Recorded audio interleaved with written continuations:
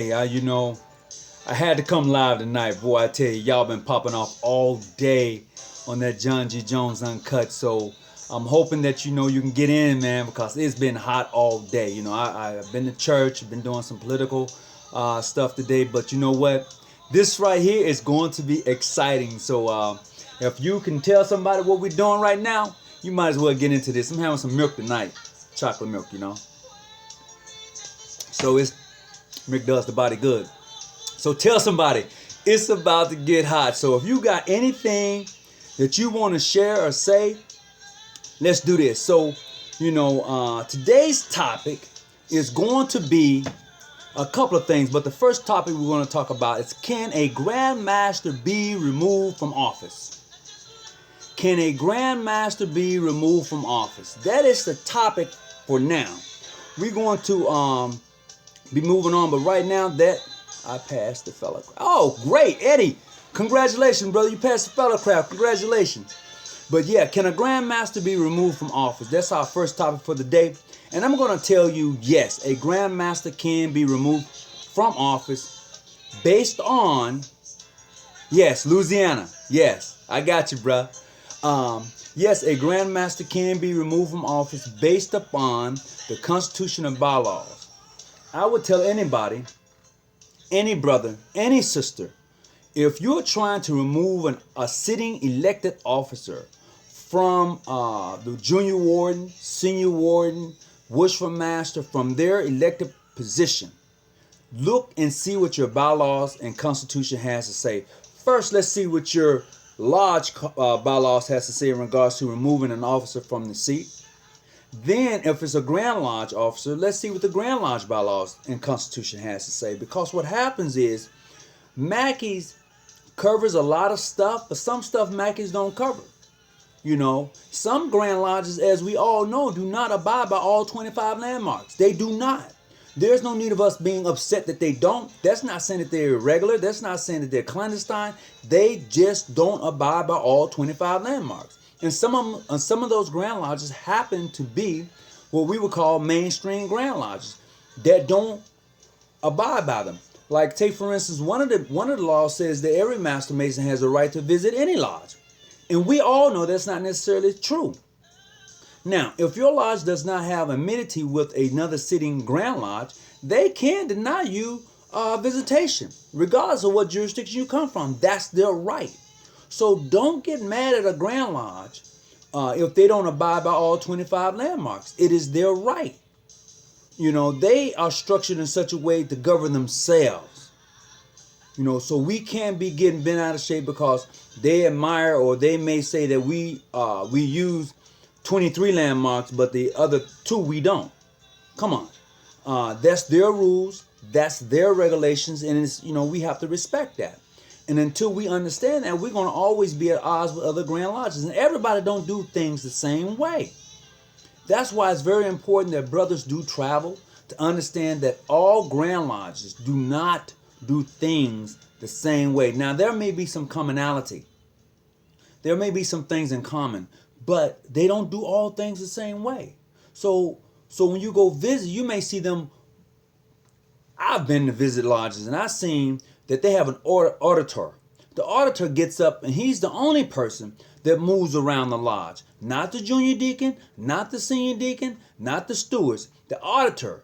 When he hears an alarm at the door, the worship master tells the auditor to go answer the alarm, not the junior deacon and senior deacon.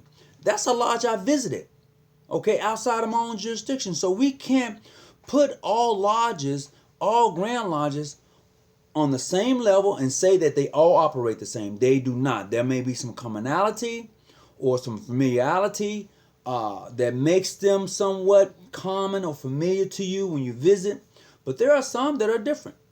Just like when you go in to visit a lodge, and they may not have the Holy Bible on the altar. They may have their own constitution on the altar, which they may consider the VSL. Holy book, right? That's what they consider. So we can't just prejudge an organization because they don't do what you do, or they're not structured as you are structured. And once we understand that and get out of that, man, Masonry is beautiful. And I'll say it again, it's bigger than where you at. So you have to go and see for yourself what Masonry is all about. And if you can go outside the United States, that's even better. Because a lot of us here in the United States just screwed up as far as Masonry is concerned, thinking that one Grand Lodge is, we just messed up. You need to go outside the box, outside of this country, and see for yourself the beauty of Freemasonry. I know that some of us have done that, but for those of us who haven't had that opportunity, go and see for yourself. And if you can visit another jurisdiction outside of your own, go there too. I would definitely say go there too. And if you're up, man, tell somebody we on live. We're about to do this thing. So as far as an officer or a Grandmaster being removed from office, yes. And I'm going to share some of the comments that I've come across already tonight in regards to that. Can that actually occur? You know, so we can get an understanding of what's being taken place. You know, because it's crazy, man. It is real crazy. So what's more important, truth or tradition? Truth is more important than tradition, because tradition will kill your organization. It has been the tradition that we appoint or we get the secretary. Robert Lee commented on a post. You're tagged in. Okay. So it is important that we do truth instead of tradition. Tradition will kill your organization. Once again, what's more important, truth or tradition? Truth is more important, because when you have truth, it's going to fall in place. Let's look at some of these organizations who just continue to deal with tradition. They are fading fast. Stand on the truth, bruh. And that sometimes can be hard to do. With so many different activities going around, with a lot of stuff that's coming at people, it's kind of hard to do. But I'm going to say this. If you can stand on the truth, which makes it your foundation for your organization, you're going to be around for a while. You're going to be around for a while. So I tell anybody, if you're going to stand on anything, stand on truth. Leave tradition out of it. You know, some tradition is cool, but when tradition begins to kill your organization, then you got to let it go. You got to let it go. What's up, Eddie? Y'all see you keep popping up, bruh? Yeah, but you got to let it go.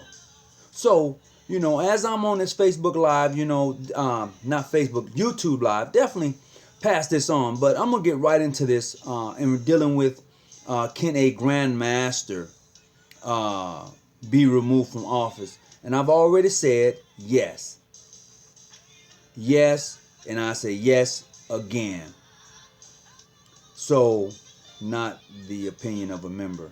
So, you know, that's what we have to look at. Check your bylaws.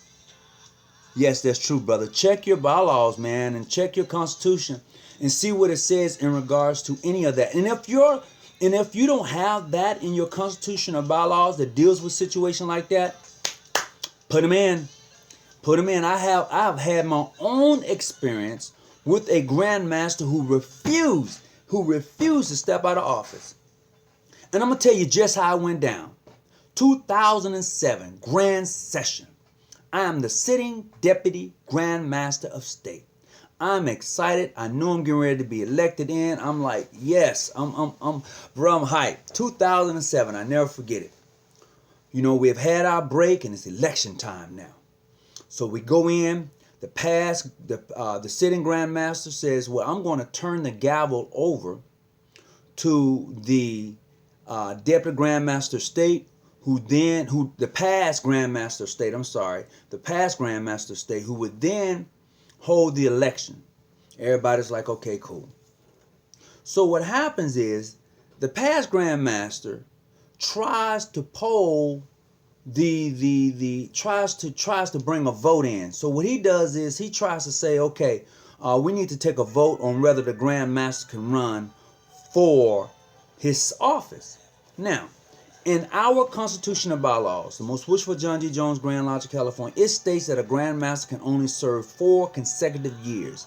After the 4th year, he has to step down. He can no longer run or accept nominations, period. He has to step down. So, during this election time, yes, that's true, brother. So during the election time, what happens is This past Grandmaster declares all seats vacant. He says, at the sound of the gavel, all seats are vacant. Then he turns around and says, I have a question. Is it possible that the Grandmaster here can run for office? I'm saying no. I'm saying no, he can't run for office. He has to sit out 1 year according to our own bylaws and definitely according to the Constitution. So he was like, well, I'm going to tell you this. These Constitution, he held them up. These bylaws, he held them up. They ain't worth nothing. He threw them on the ground. Bruh, you could hear a rat piss on cotton. Everybody was like, did he just do this? He just said that the Constitution and the bylaws belonging to the jurisdiction wasn't worth anything. Yeah, he said it. And I was shocked. I was like, dude, you just tossed out everything that keeps harmony and order in your organization. Then he tried to poll and have a vote. Now, mind you, there was a lodge that was new to the jurisdiction with new brothers. He tried to get them to vote. New brothers, I'm just going to say this, in the jurisdiction for which I'm a member, new brothers cannot just come in and vote. No. You have to wait a year to vote. You just can't come in and say, well, we are lodge and we have, no. You have to wait a year. Because at Grand Session is where you receive your charter, because the Grand Master then gives you a dispensation. You have a dispensation for a certain amount of time. When you come to Grand Session, you receive your charter from the Grand Lodge. The Grand Lodge issues the charter. The Grand Master issues dispensations. Yes, Grand Lodges issues charters. Grand Master issues dispensation. You get your charter, it's signed, it's boom, here you go. Now you are a full-fledged lodge working under such and such jurisdiction. Okay? Now, in this jurisdiction, you must wait a year before you have the privilege of voting in Grand Session. But no, this past Grand Master tried to get that all done so they can re-elect the sitting Grand Master. No, that wasn't happening. It was not happening. Brother, they almost came to blows in this Grand Session. 2007 it happened. Then it got out of hand. It went from our state up to our Council of Grand Masters. Once the Council of Grand Masters heard what happened, they then contacted the Grand Master of State, asking him to follow his own bylaws and constitution accordingly, to keep harmony in his state. He refused to do it. He refused to do it. So another past Grandmaster stepped up and said, well, you know what? Since he's refusing to abide by his own constitution and bylaws, he's forfeited the process of even being of anything, because he refused to do that. You must remember, when you are an elected officer in the Masonic order, you take an obligation to uphold your own constitution and bylaws. And when you fail to do that, then you have forfeited everything that you've said. You forfeit that. Granted, now we all fall short of our constitution and our bylaws. There's some things we do individually that we know we shouldn't do. That's understood. However, what happens is that brothers get so caught up in trying to stay as a Grand Master till they tear up their organization. This is why you get a split. Grand Masters don't want to step out of office. They say when they forget you, they move on. But no, not this time. I was going to go to court. I mean, not just Masonic court. I'm talking about, let's go, here come the judge. That was my thing. And everybody was like, no, Brother Hawkins, you don't need to do that. We don't need to go to court. No. I'm like, yeah, we need to go to court. Because you do not hold an organization hostage. You don't do that. If you are a Grand Master and the craft has decided to vote you out of office, don't tear up that organization because you're mad because you're not in office. Help to build and establish the organization for which you are a part of. And this is what happens time and time again. You mad at the setting Grand Master because he didn't do what you want to do. So you go start your own Grand Lodge with 21 members, with 15 members, 10 members. No. So the Grandmaster of State don't want to come out of office, so you get mad and go start your own Grand Lodge. Look, if that's what's happening on that end, I can appreciate that. Or you take him to court. Either way, he has to get out of office. I would say, hey, whatever it takes to remove him, make sure you do it correct. People say, well, no, you can't remove a sitting Grand Master. Why? He has to be part of a Blue Lodge, right? When who would hear this decision? The Grand Lodge. If you have past Grand Masters, past Junior Wardens, past Grand Lodge officers can hear this.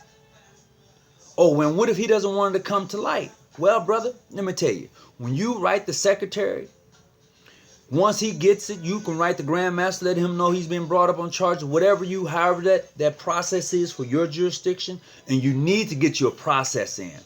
Brothers and sisters, listen. You need to have a process in your Constitution and bylaws to if that worthy matron, that officer, whomever it may be, who is elected to office, if they get out of hand, you must have a process in place to remove them from office. If not, they would destroy and tear up your very jurisdiction, your lodge. They would tear it up. So hear me clearly, please. You need to have something in place that keeps that Grand Master in check, because power corrupts, but absolute power absolutely corrupts. So understand that, because this is what happens a lot of time when you're dealing with people, money, their finances, their investment, they invest their time, their energy, and their money into this organization. But for one person to hold it up and keep it hostage, no. I would suggest that if you don't have anything in your Constitution or bylaws states how a Grand Master or officer can be removed from office, you need to go and check that and put it in there. That's what I'm saying. You need to definitely go put that in there. That's where I'm at. And okay, so let's look at this one. Got another one coming up for you. This one here, okay. Hold on just a second, brother. Let me double check. So I'm just rolling through. Because that was a real hot topic today. Okay. When does the Grand Master have authority in charge of the jurisdiction? 364 days a year or 365 days a year? Or is there a number? Look, when the Grand Lodge is not in session, the Grand Master is the Grand Lodge. When the Grand Lodge is not in session, meaning your elected officer, that body is not in session, then the Grand Master is in charge. He has a right to carry out the duties for the jurisdiction. He has that right. However, if he's found to be guilty of misconduct in any type of way, shape, or form, I would suggest that an investigation, this is only me, this is my opinion now, that person be investigated for whether it's the mishandling of the fund. That's number one. If it's dealing with money, yes, investigate. See what's going on. Don't wait till the end of the year you get an audit report and you find out where No. If you know something is going on now, call for an audit report. Grandmaster, something ain't quite right. He can say no, but mind you, his time is coming. Grand session is coming up, and that's when you can hold him accountable. You can hold that Grand Matron accountable. Hold that Senior Warden, hold that Junior Warden accountable for their position. They're elected officers. Their job is to uphold the Constitution of that organization. And if they fail to do so, then you vote them out. If you find that they have not done what they're supposed to do, if you feel that they have not carried out their duties as they should, then hey, you got to find somebody that will. Or if you are worthy and well qualified, you run for the position. But don't run and then think that it's all lovey-dovey. It is not lovey-dovey when you're a Grand Master. It's not that way when you're a Wishful Master. Trust me. When you become a Wishful Master, it's going to be lonely. You're going to be looking over your craft and you'll be like, oh man, I need some help. And no, when you're a Grand Master, you're going to be like, oh man, I need some help. Yes, if you got a good line, Junior Warden, Senior Warden, secretary and treasurer, deputy grandmaster, if you got a good line, your organization is going to be great. They're going to be all right. I don't care if you got 50 members. If you got a good, solid foundation of members who wants to see their organization grow, it will grow. But you got to make sure that everybody is on the same page. You can't be trying to tear down your officers. You got to uphold your officers, lift your officers up. Because what happens is that a lot of times people get just like that. They want to tear up the very organization they say they love. Oh, I love my organization, but you tearing it up. Because he didn't do what I wanted, but you tearing it up.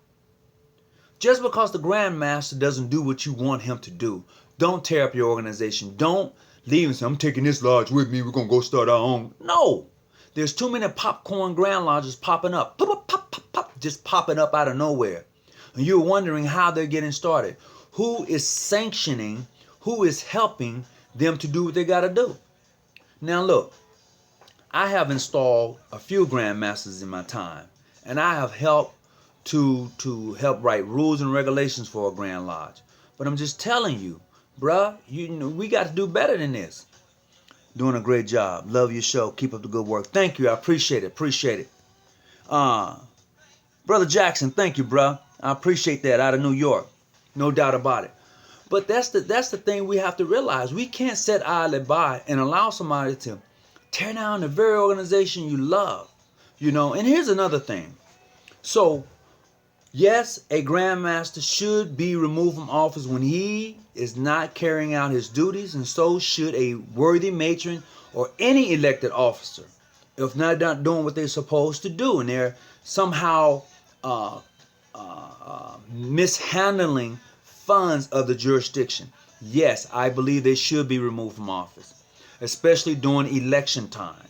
Okay? If something happened big before that, then there should be a process. So I'm telling you to put in process in your Constitution. That's number one. Also your bylaws, a process for removal of officers. If you don't have it, man, you're going to be, when this stuff happens to you, you're going to be pissing a rock. A rock. Yeah, you're going to be pissing a rock. So, now, the next thing I definitely want to touch upon real quick here is, let's see, how did they put that? Where's that at? Where?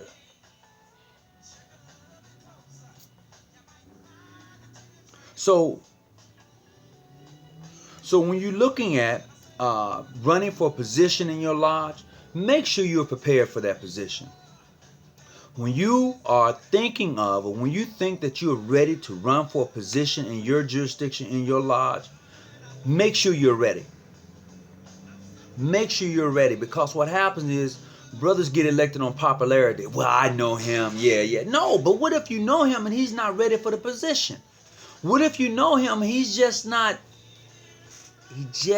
can't handle it? He's the junior warden. He's the keeper of the lodge regalia, everything. He calls up everybody, makes sure they're ready for the meeting. He does, but he can't make that happen. He's busy in life. You got to find somebody that's going to be able to have some quality time to help the organization grow. Don't just put people in office just because. And that's what happens a lot of times. I would say that even happened in my jurisdiction. He's been there a long time, so let's just give him a chance to do it. No. You do that, and what happens is that you're setting that brother up for failure. You're setting that sister up for failure. If you have a sister, she's the conductress, social conductress, associate matron, but she's associate matron, she's getting ready to go to the east. And you're going to put her in there because of what? Oh, she's been sitting in the West for a long time, so, she's ready, she's due. She may not be ready. She may not be due. There may be a sister or social conductress, a conductor who just may be more qualified because they know all the positions. Not only do they know the position, they know what each position represents and what they do. But because that worthy matron, that associate matron, has been sitting in the West for so long, you want to give her a shot at the East. I'm not saying that she may not be qualified. I'm not saying that. What I'm saying is that you have to make sure that she's qualified. Because she could be sitting back there in the West and not learning one thing. Now what thing? I'm just saying. So you have to look at it from that point of view. Same thing goes for a senior warden. You think he's ready. You think you have done your job, Wishful Master. You have prepared the senior warden to take your place. And then it's election night. And you nominate him because you feel that he's worthy and well qualified. So he takes office and all hell breaks loose. He doesn't know how to open, even though he's been back there watching you do a well job. He's watching you do your thing. And now it's his turn. And he can't open. And you just drop your head. You be like, oh, man. But he's been back there 3 years. You know? So I'm saying to any elected worthy matron, any elected wishful master, make sure that who's ever coming behind you is worthy and well qualified. Also, Grandmasters. If you got a deputy Grandmaster, make sure he's on point. Make sure that he's ready to do the thing. You know, make sure he's ready to just come stand up. You know, and that's what happens a lot of times. People are not prepared for the next position. They're not prepared. We who are leaders in the organization needs to start preparing those coming behind us to take our place. We're not going to be there forever and a day. And what happens is when you don't do that, your organization surely will die. They will die. Now, if you got a national officer in your lodge, if you got a national officer in your consistory, in your Knights Templars, whatever, and they don't come to meetings, you got issues. Once again, I'm talking about national elected officers that's in your jurisdiction, in your lodge, wherever, and they're not coming to meetings, but they're a national officer. You have a problem, Houston. Period. Because I know that what happens is that they get elected to these national positions and they feel it's okay. They don't have to come to a meeting now. No, you have to come to a meeting in your state. It's your state. You're in that state. National officer, be it one who's a Knights Templar, be it one who's over the Royal Arch, be it the Lodge of Affection, be it the consistory, whatever your national position is, I'm saying simply, you should go to your meetings in your state. It don't make no sense. Having some milk. You should go to meetings in your state. Because if you don't, when you go to the next national convention, you may not get elected in. Your people may just look at you with the left eye and wonder, hey, why should we vote you in when you are here in your state? You don't even come to any of the meetings. You don't give lectures. You don't do anything. Be active in your state. Whether you are a Master Mason, whether you are a Wishful Master, Junior Ward, whether you are a Worthy Matron, Grand Matron, Associate Matron, whatever you are doing in your state, be it sisters or brothers, be active in your state. Be active in your state. Because you represent your state wherever you go. You represent your jurisdiction. So if you're acting a knucklehead or a fool out there, they're looking at you like, do I want to be a part of that? Really? Do I really want to be a part of that? So I'm just saying to any brother, any sister out there, please carry yourself in such a way that, you know, you can be a representative of the organization in its entirety. And let me tell you another thing. Let's get off this 4-letter, 3-letter thing. You know, we as black people, we killing ourselves. I'm 3-letter, I'm 4-letter. I'm a Mason. I'm an Eastern Star. Period. Now, whether you accept me as such, that's your issue. It's not mine. Hear me clearly.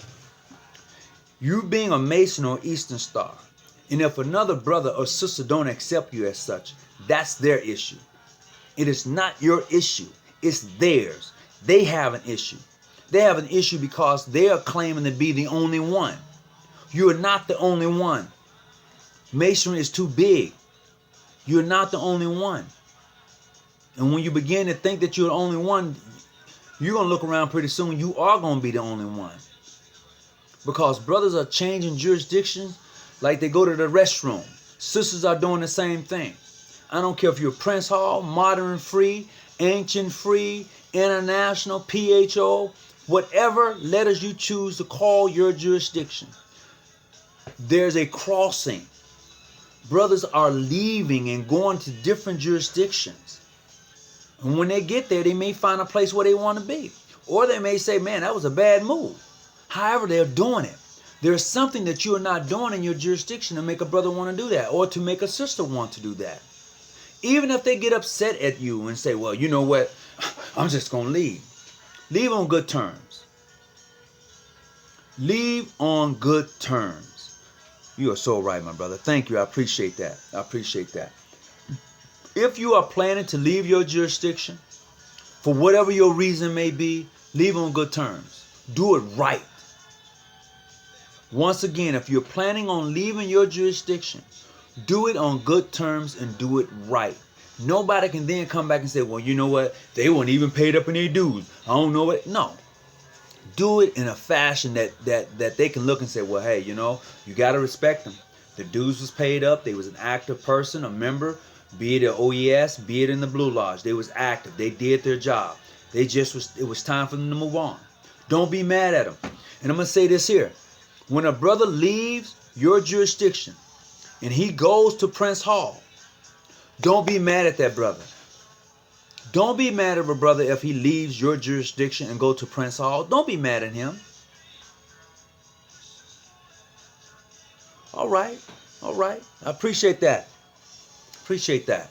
So if a brother leaves Prince Hall and come over to Ancient Free and accept the Masons, brothers in Prince Hall, don't be mad at him. Don't. Oh, when he's not recognized. Yeah, he's recognized by the very brothers that took him in. Don't be mad at someone when they leave you. It's okay. Most wish for King David Grand Lodge out of the state of Louisiana. Yes. Big shout out. Big shout out. Let me see what that one says. All right. I think that's Rand. R-A-N. Rand. How you doing there, bruh? So, I'm not a Mason, but I'm interested in the craft. Love to connect.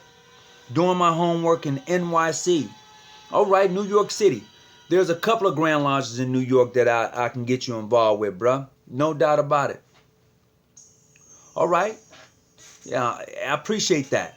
So, definitely, I want you to understand Masonry is beautiful.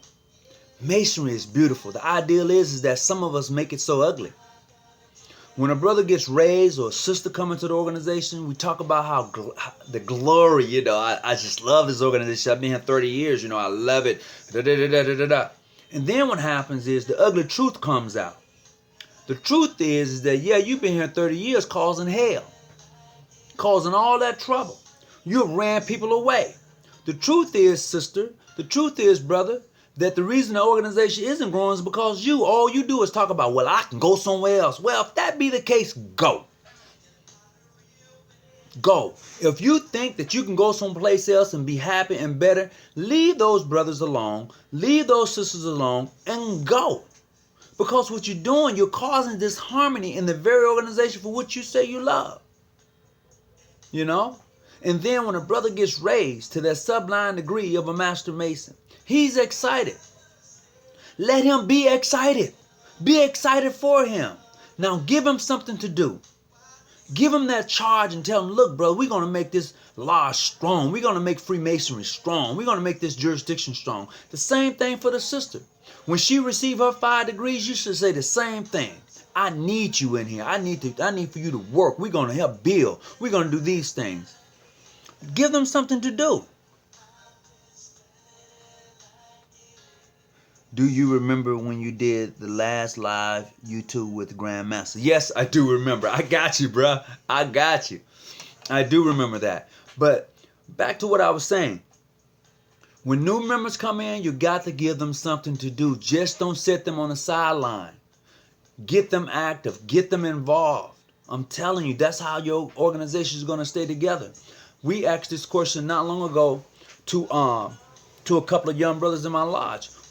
You know, what is it that we're doing that keeps you here? We want to hear from you. And the brother was saying simply the knowledge that I'm getting, the camaraderie, the brotherly love, what he feels is masonry to him. The visitation that we do with other Grand Lodges and other jurisdictions, he likes that. So he's cool with that. And that's what masonry is all about. And I tell brothers all the time that comes to my jurisdiction, they ask me, they say, Brother Hawkins, are you recognized by the Grand Lodge of California? I tell them, no. We don't have that mutual recognition for visitation of a lodge. We don't. But I tell you this also, and I'm saying it live right now. If a brother invites you to come visit their lodge, and you don't have amity with that Grand Lodge, but that brother's vouching for you to be a Mason, and you go, you go. And some people are saying, ooh, no, no, no. I'm going to tell you this here. I'm going to say this. If a brother come knocking, oh yeah, Brother Smith out of Mississippi. All right, yeah. Hey, I'm going to give you his phone number. But I would say this here. If a brother is vouching for you when you come visit his lodge, then he knows that you truly are a Mason. Now, their rules says that you can visit. Now, he has to be the one that understands his rules.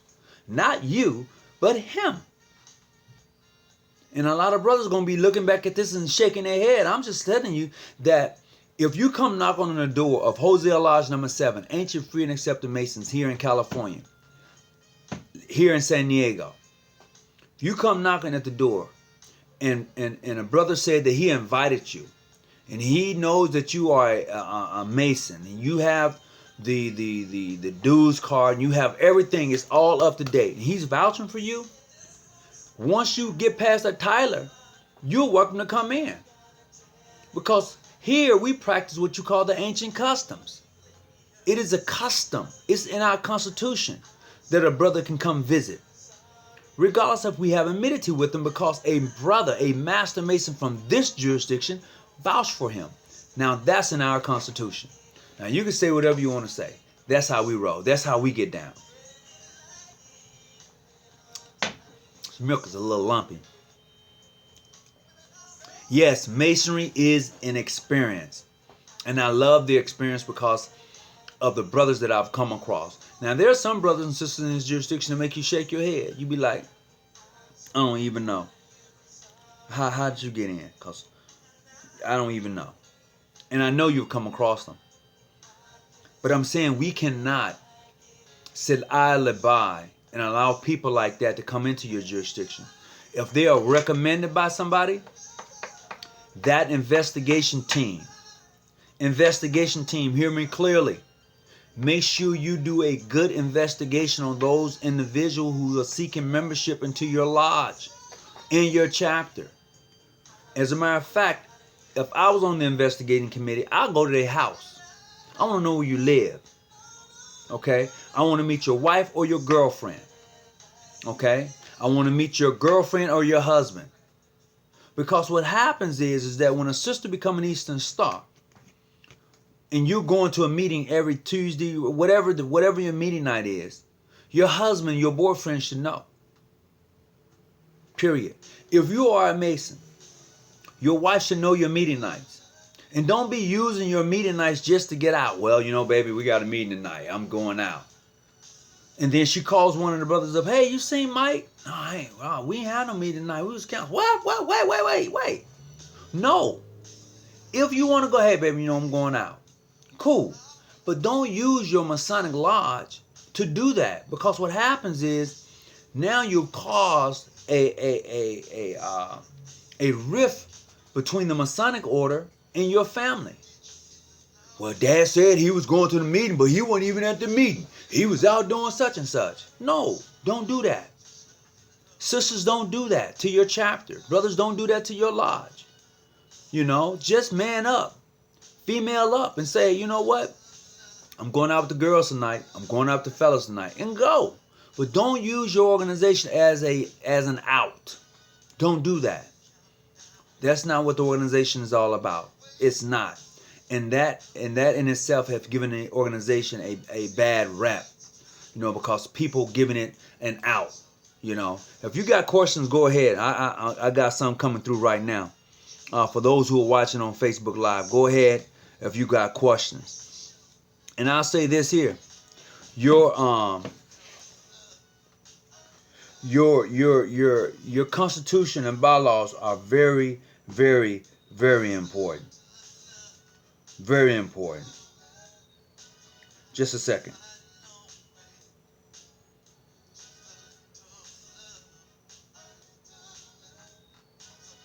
So your constitution and your bylaws to your lodge, to your blue, those are very important documents.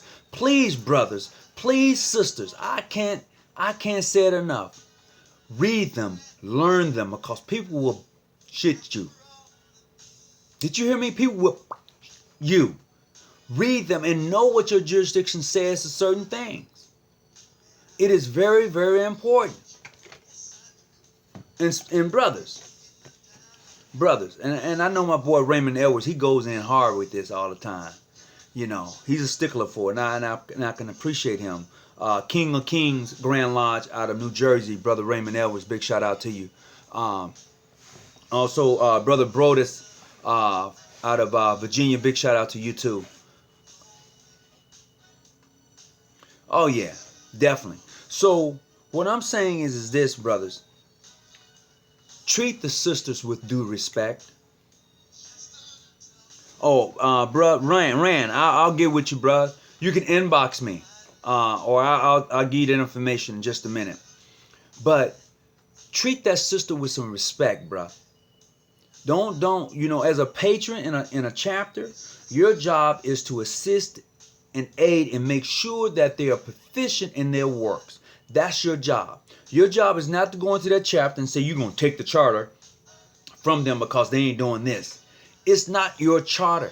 You didn't give them a charter. The charter came from the Grand Chapter. The Grand Chapter works under the Grand Lodge. That's how that works. Okay? Stop trying to bully the sisters. And most brothers who are in chapters don't even know the work of an Eastern Star. But you want to bully the sisters? No, sit beside that worthy matron. Sit beside that associate matron and learn the works. It's beautiful. And I'll tell you this here, and I've said it before. If you truly indulge yourself in the Eastern Star work, you will find how connected you really are with your passwords and everything. You will find that. You know? And sisters, don't be so naive. You know, if you indulge yourself in your works, you will find out how connected we are. You will find out that the compass and square is here within your star. Yeah, it is. You will find that out. But what happens is we get so caught up till we can't even really learn the works. And it's beautiful. Masonry and the Order of the Eastern Star is a beautiful organization. Once you indulge yourself in its works and really begin to put that puzzle together, it's beautiful, man. And the people you meet are beautiful people too. However, we got to stop shooting each other down. You ain't in my jurisdiction, I ain't going to talk to you. You're not recognized by my jurisdiction, I ain't going to talk to you. I don't know where all of that come from. But let me tell you, that sounds like some BS to me. You know, we all got our rules that governs the organization. But please respect the next individual. If your Grand Lodge don't recognize their jurisdiction, so be it. But brothers and sisters, please, let's start showing some respect for each other in the whole entire organization as it is. You know, as it is. Because what happens is you give the organization a black eye. Who wants to be around you? Who wants to be around you? I need a spoon. I got to stir my milk, you know, getting a little lumpy. You know, who wants to be around you? And that's what we should think about. Oh, man, I'm trying my best to keep it real. I'm trying my best to keep it real because what happens is that people who become Eastern Stars, brothers who become Masons, I'm sorry, not people, but sisters who become Eastern Stars, brothers who become Masons, they are looking to be around successful people. Yes, I said it. Brothers and sisters who become Masons and Eastern Stars are looking to be around successful people. Be it a successful husband, be it a successful wife, be it a successful business owner. If you are part of this organization, you should be striving to be great. You should be striving to be something better than what you are when you came into this organization. That's why it says that Mason helped good men become better men. You already a good man. We want to make you a better man. You know why? Because I want to be a better man. And both of us coming up together, we become relevant. We become what we're looking to be. You know, if you want to be a thief, go hang around a thief. He'll teach you everything you need to know about being the best thief you can be. Oh, yeah. Continuous growth is the thing. That's what we have to look for. It is. So, and I say that because my brother Smith out of Mississippi, in Inverness Lodge, number 1903, John G. Jones Lodge, number 1903, big shout out to you. He and I, when he was in California, we used to drive from San Diego to LA all the time. It was none for us to get. It's a 2-hour drive. But while we were driving, we were doing our Q&A all the time. Whether it be the consistory, whether it was on the Royal Ark, whether it was the LOP, whatever degree we had that was mutual to each other, we was on that degree. Iron sharpens iron. You know, a lot of brothers get these degrees and they don't even talk about them. They don't even indulge them because they got them. You know? Oh, okay. So that's what happens, and we have to like kind of look at that and be like, man, you know, so you're a 32nd degree, right? Sublime Prince, right? But you have no other sublime princes to talk about because you don't talk about the degree. You got obligated, you got initiated, whatever that process is, but you don't talk about the work. So when is your consistory meeting? Is it Monday, Tuesday, Wednesday, Thursday, Friday, Saturday? There's a password for any day that you meet on the consistory. Do you know your passwords? Do you get involved in your degree work? You know, the same thing goes for the Sisters of Harris and Jericho. You know, do you get involved with your work? So you got these degrees, but you don't do nothing with them. You don't partake in them. You don't understand them. You just got them. No, you just don't get them to have them. You get them so they can teach you a valuable lesson about life. And trust me, all the degrees in Freemasonry teaches you about life stories, life history, life in general. Now, if you really go back, I mean, past the Grand Lodge of England, I'm not even past that, and look at the essence of Freemasonry and where it comes from, period. Man, it's beautiful. You know, this is why they call it the legend of Hiram Abiff. It's a legend. It's not a true story. You are Hiram Abiff. You are Hiram Abiff. You know, you are the widow. You are the mother. You are the daughter. You are the sister. That's who you are as a member of the Order of the Eastern Star. A mother, a daughter, a sister. Okay? You're all of that. You're all 5 of them. All right? A widow. You're all of that. If you've been married and your husband died, you're a widow. Okay? You're mother. You have a daughter. You're all of that. You're trying to emulate all of that to the highest level. You're not trying to, well, I'm a mother. Well, no.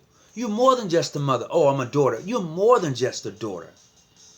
You know? We got to start stepping our game up. Because what happens is that the organization has become flatlined. Nobody wants to peak up. Nobody wants to take the organization to a higher level. Wherever I go, as a member of this jurisdiction, I represent this jurisdiction. And then I represent Freemasonry. Wherever I go, I represent John G. Jones, Grand Lodge of California, period. Then I represent Freemasonry. Or you can vice versa that, however you want to put it. But I'm representing my jurisdiction first. I am, personally, you know. Because when people see it, they're going to see, oh, he's a member of John G. Jones, Grand Lodge of California. You doggone Skippy. Every person should be proud of the jurisdiction for which they are a part of. And not try to tear down another jurisdiction. If you are trying to tear down another jurisdiction, then you're weak. If your goal is to belittle, if your goal is to tear down, you're weak. Oh, you ain't no good, you're clandestine, you're this. No, you're weak. Your goal as a Mason, you're a builder. And it's good, it's okay to tear down some things. But when you're trying to tear down another person or human being, No. No, that's not what it's all about. It's brotherly love, relief, and truth. You know, and don't say your truth is my truth, because no, it's not. My truth is my truth. Period. And I'm just putting it out there. I don't want no one to misunderstand and say, well, you know what, that guy there, he's off his rocker. No, I'm not. I would tell anybody, understand your jurisdiction first. First and foremost, know your jurisdiction. Know the history of your jurisdiction. Know all of that. Know all you can about your own. And then when you go out to visit someone, you are well equipped. You are well endowed with Freemasonry in your jurisdiction, how you came about. Then no one can come and just blow smoke at you. Oh, well, you know, you can't visit here because you're not recognized. No, I can't visit there because our Grand Lodges don't have amenity with each other. So not only that, you're not recognized by us either. How you like that? But as men, show some respect, some decorum about who you are. Well, brother, you know what? I'm sorry, but you can't visit our lodge because right now our Grand Lodges are not in amenity with each other. But you know what? After we get done with our lodge meeting, hey man, let's go have a beer. Let's sit down and fellowship. Let's go talk. Let's hang out. Now you're building a relationship. You know, that's true masonry. When you build a relationship with another person that's a stranger, but because of Freemasonry, now you have that bond. Whether he or she can visit your chapter or he can visit your lodge, you have done what Freemasonry was built to do. It brought you together. Now, you're talking about sitting inside a lodge. Freemasonry is not necessarily in your lodge because, like I've said other times, we're all doing the same thing. So you can keep that. Freemasonry is outside of your jurisdiction, outside of your lodge. That's where the real work of Freemasonry is. That's where the thing is at. Now, everything else is glory when you go to your lodge meeting. You pay your dues, you do a lecture, you open your book, you do ritualistic stuff. That's all great. You know. Other than that, you can keep it because it is what it is. So, bro, it looks like I got another 15 minutes to go. And I'm going to get ready to close out in just a few minutes here. And I'm hoping that each of you have gotten some out of this. And I appreciate the questions tonight. I'll tell you, John G. Jones Uncut was blowing up today. Can a Grandmaster be removed from office? And like I said, yes, but it has to be written down somewhere. You just can't come and tell them you're going to take them out. You're going to have a fight on your hands. Please, brothers, get your Constitution and bylaws together. Please do that. And then they had a couple more questions in here today. Let's see what else they had in here today. They had, what do you have to say about pure Masonic thoughts and who introduced it into Freemasonry? Pure Masonic thoughts are just that, pure Masonic thoughts. Did anyone have to introduce that into Freemasonry? My personal opinion is no, because they're your thoughts. It's just like pure Christian thoughts. What are they? You know, it's just like pure anything thoughts. What are they? They're your thoughts. They're your thoughts. You know, so that's just my answer on that. So, another topic that they talked about today. Let's see. What is the proper dress for the deceased to receive burial rites? What is the proper dress for deceased to receive burial rites? Well, the proper dress for the deceased all depends on what they wrote down. Now, if he's just a master mason or if she's just an Eastern Star, that's how she should and may want to be buried, just as such. What is the proper dress? Just as dressed. Well, jurisdiction may do something different now. Understand me. Different jurisdictions do things differently. Don't think because you do it this way that your way is the right way. It's the only way. Oh, well, I read this in a book. Well, according to our own Constitution, it may be a little different. Because I know my past Grandmaster, who was a past most eminent Grandmaster of the Knights of Templars. He was buried in his Knights Templar uniform. Listen, My past most puissant sovereign, my past most puissant, no, not puissant, my past most eminent Grandmaster was buried in his Knights Templar uniform. George R. Adams, 33rd, was buried that way. His cape, his chapeau, it was all there. It was all there. That's the way he wanted it. That's the way his family wanted it. And we did the burial. We did the burial. And you know what? As a matter of fact, we Campbell walked afterwards. We was like, you know, he was a Shriner too. He was a past imperial honorary past imperial potentate. They gave him that honor. And knowing that, he loved Shrindom. We had to do that for him. After his Masonic burial was over, after we did everything for him, we was like, we know what? We're gonna cakewalk out of here just for him.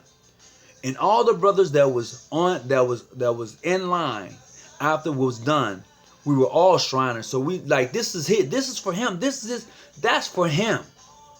So don't get mad at a jurisdiction because they do something different than yours. Oh, well, that's not how it's done. No, that's not how it's done in your jurisdiction. So we have to break that cycle, brothers and sisters. You know, when we want to clown on somebody else because they're not doing it the way we do it. Don't make it right. You may be doing it wrong. Don't make it right. But I would say this. I always respect the jurisdiction. I always respect a brother. I always respect a sister. I may be able to learn something from them one day. You know, and that's the unique thing. I want to be able to learn something from them. So, let's see what else they had in here today. Yeah, I want to send a big shout out to New Jerusalem Lodge, Grand Lodge out of Chicago, Brother Amos. Big ups to you. What does it, let me see. It says, what does keep that light on and stay out the bushes? Okay, bro. When I say keep the light on and stay out the bushes, I'm clearly saying the Masonic light, keep it on and stay out of other people's business. If you are a member of the fraternal order, you always want to carry yourself as such. So you want to make sure you stay out of other lodges' business and mind your own, but keep your light on. Let people know how you hold it up. You know, let people know how you hold it up. That's why I say stay out them bushes and keep your light on, because a lot of brothers like to interfere with other brothers' business and don't pay attention to what's going on in their own jurisdiction. Well, y'all are doing it that way. Yeah, we are. But why are you so concerned with how we do it? Mind your own business. Take care of your own home. You know, sweep around your own door. That's what I'm saying. Let's ask that question. All right, so let's see what else was up. All right. Okay. How many Grandmasters overseas heard in nah, that's not a good one. Yep. Oh, got one for you. I got about just a few more minutes left. Question. Can a Grand Lodge overturn a lodge decision to accept a new member? Can the Grand Lodge overturn a lodge decision to accept a new member? I'm going to say no. Yeah, I'm going to say no. I'm going to say no. And the reason I'm going to say no is because it's the lodge that does the investigation. The lodge committee does the investigation. They have found that this brother is a good man, that he or she, the chapter has found that this sister is a good woman. She has carried herself in such a way. She's good for the organization. She's good for the community. And they find that she's a fit for their chapter. They find that he's a fit for their lodge. And then you pass them on through. They've done the black ball, the box. They've passed all of that.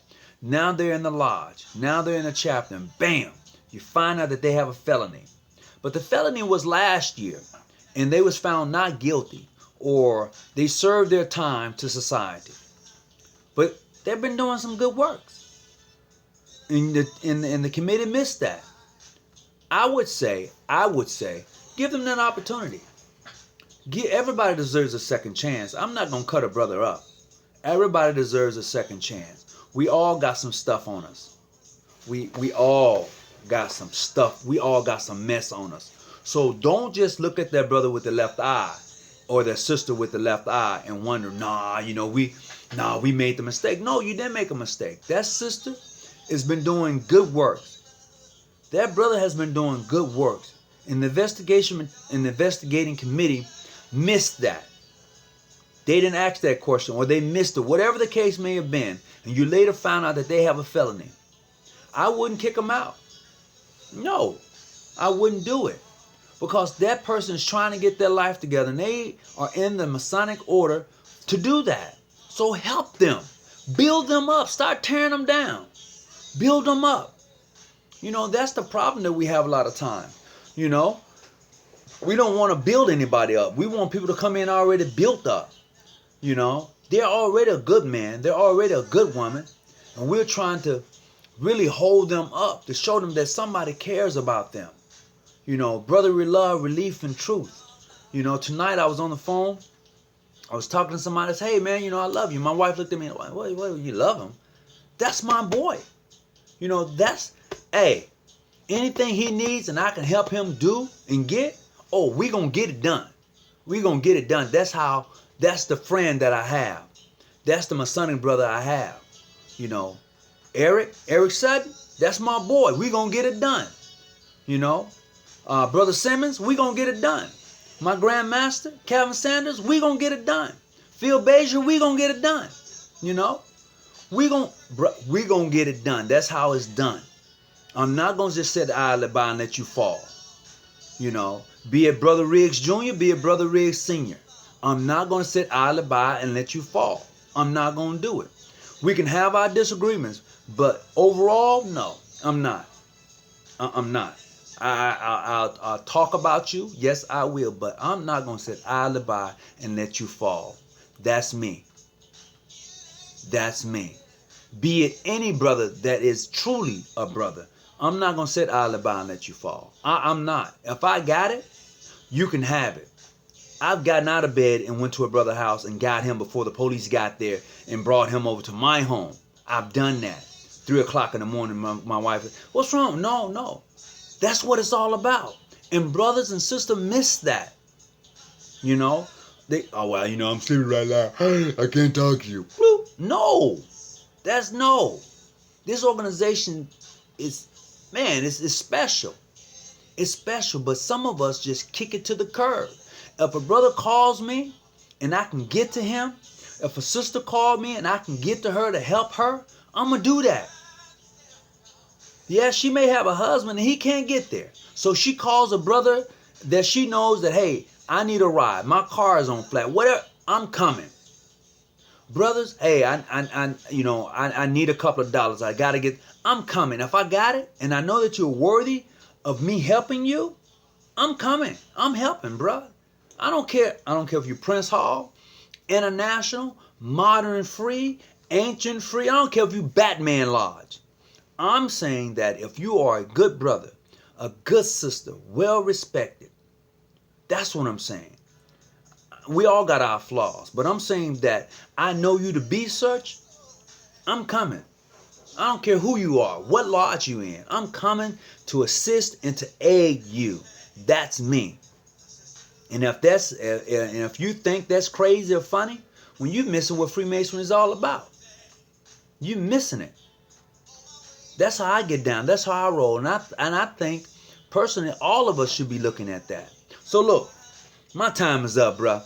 Hey, I appreciate those who was online watching tonight.